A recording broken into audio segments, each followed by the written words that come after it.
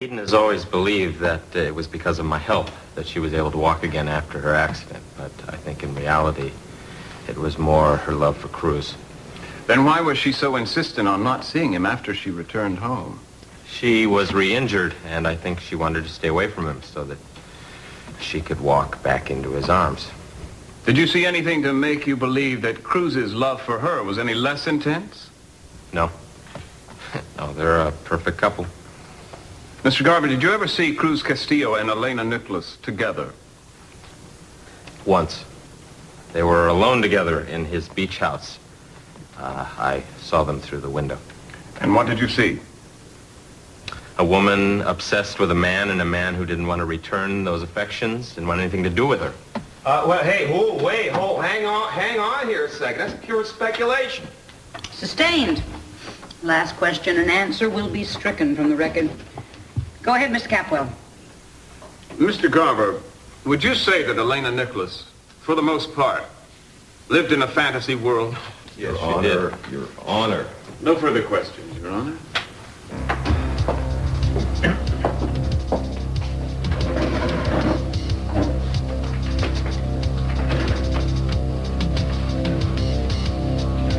Mr. Timmons? Yes, Your Honor. Well, Mr. Garver, all your friends here seem to call you by another name. Cain. You painted for us quite a picture here, a masterpiece of true love and astonishing devotion. I mean, with purity and chastity lurking in the background. I mean, did you mean to depict for the jury here Eden Capwell as a woman who just lived for the return of her lover, and Cruz Castillo as a man who was so committed and so chaste that he stayed celibate for a dead woman? That's the way it was. I know it sounds corny, but that's how they are. Did you know Elena Nicholas personally? Yes, I did. What are your thoughts about her? She was an evil woman. I hated her. She was severely disturbed and very dangerous. And you were devoted to Eden Capwell. Yes, I was. I still am. So if you had any indication of a threat from Elena to Eden, you might have murdered this woman, Elena. Probably. So it follows that Cruz Castillo, who everybody says loved Eden more than his life, might have done the same thing. Might have killed Elena if he thought that it would save Eden, right? I'm sorry. You don't have to answer that. You bet he doesn't. I'll make the rulings, Mr. Capwell. No more questions. I have a brief redirect, Your Honor. Mr. Garver, did you at any time consider yourself a threat to the relationship between Cruz Castillo and Eden Capwell? I wanted to be. I loved her, and I hoped she learned to love me. But I really never had a chance, not with the love they had between them. And wasn't there a time when Mr. Castillo could have eliminated you as a threat to his relationship with Eden, had he so chosen? Wasn't there such an opportunity once? Yes, it was. Could you describe that for us? I was at a very low point in my life. I had lost my memory, and I was mixing up the past and the present. One night, I found myself at the beach. I had been drinking heavily, mumbling and ranting. Cruz was there, and Elena showed up. When I saw them, I went kind of crazy and went after them. She had a gun. She would have used it if he hadn't stopped her. She would have shot me right then and there. He could have let her, but he didn't. He saved my life. He saved hers too. Thank you, Mr. Garver.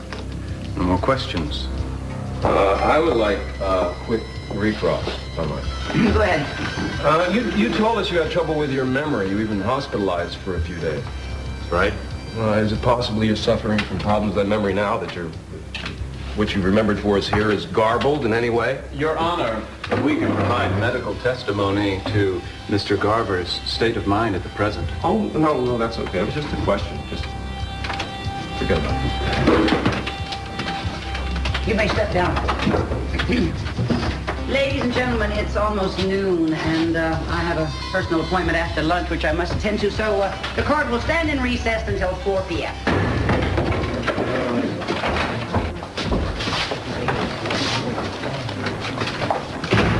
Mason, how do you think it went today? Well, I think we made some progress. Cruz didn't try to kill anybody today. Well, I'm feeling kind of encouraged. Listen, would you give this to him for me? Was there some sort of talisman? It's for good luck. He'll understand. See that he gets it. Thanks. All right. There you go. Yeah. Bye. Bye, Good work, Julia. you guys. Good job. Bye. Do our best. Thank you.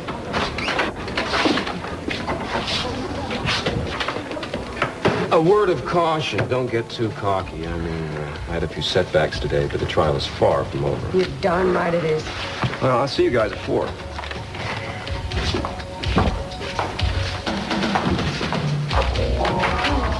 Mason, are we going to have lunch together? I'd like to, Victoria, but Julia and I have a lot to do before court reconvenes today. Of course you do. Well, what about dinner? Is that a thing of the past, too? Well, I'll be home as soon as I can, but you have some idea what the pressures are. Yes, I understand what pressures you're under. Obviously, you don't understand that I am under pressure, too. But that's okay. I've gotten used to it.